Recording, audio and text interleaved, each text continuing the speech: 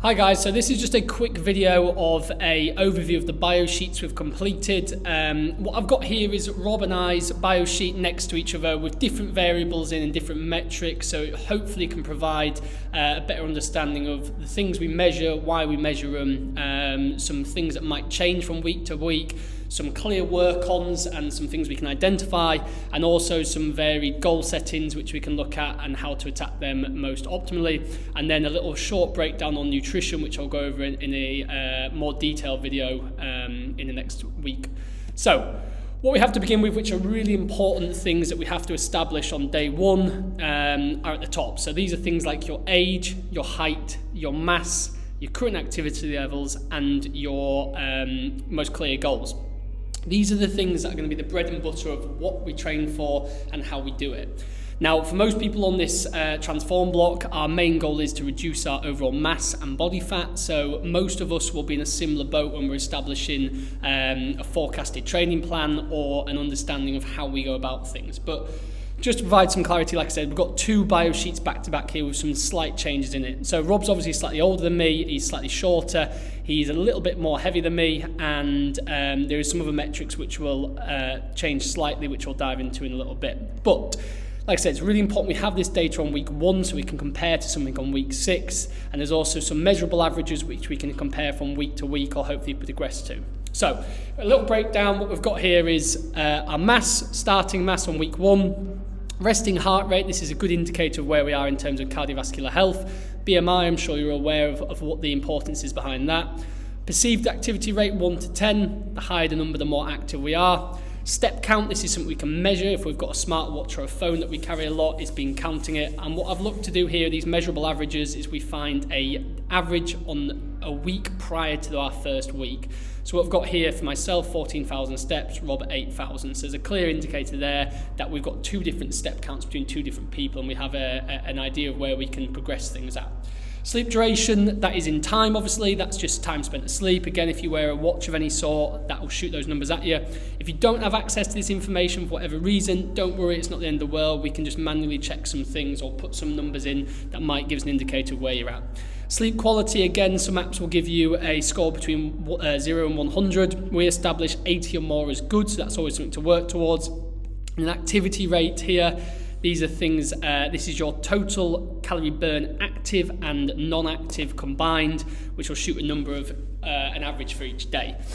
And the importance of understanding this is that on average, heavier people who are reasonably active will burn more calories a day because it takes more calories to sustain their current body weight. What we have often is they also consume a higher calorie amount because they're used to that consumption rate to try and stay at their prerequisite weight. This is completely normal. It's just having the understanding that this needs to change correspond to what the goals are, which brings on to our next pitch, which is goal setting. If you haven't yet, it's really important to set some goals, and we break down goals as in measurable and immeasurable. Measurable goals are something that has a unit to it, something like mass, so that'll be kilograms or pounds, or a distance or time.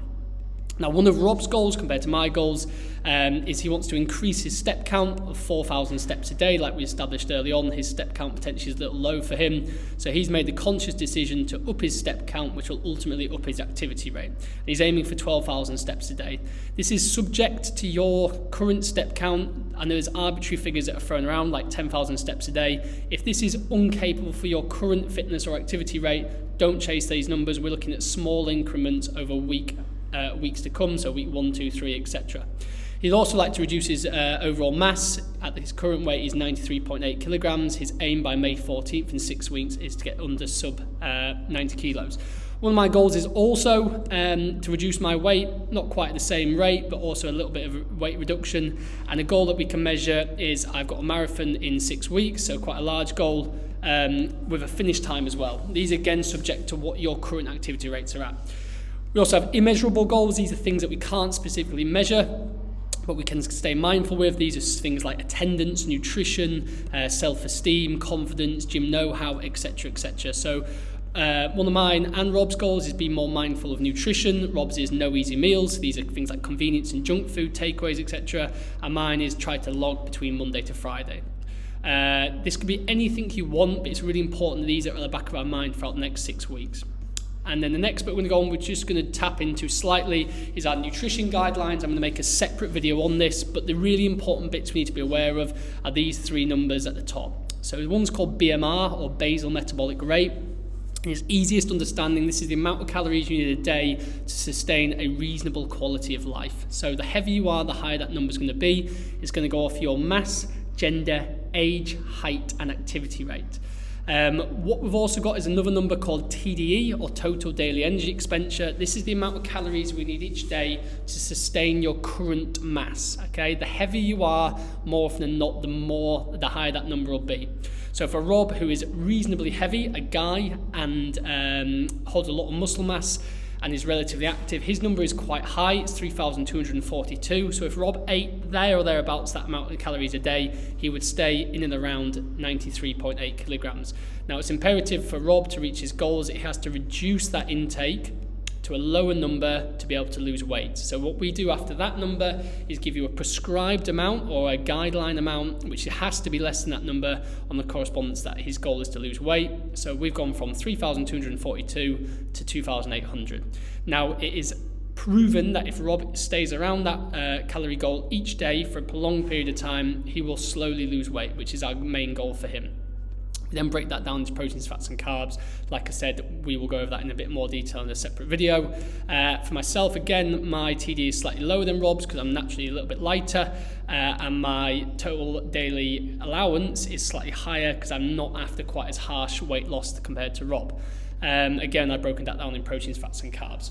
Now it's important to highlight that your bio sheet is your bio sheet and not anyone else's. We're all different weights, ages, genders potentially, so it's important to establish that these are your numbers and these are things we're going to progress on week and not just suddenly flip the card and create a new body or a new avatar.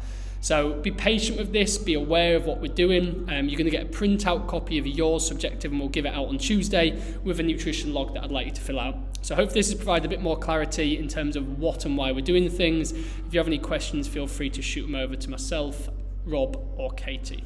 Thank you.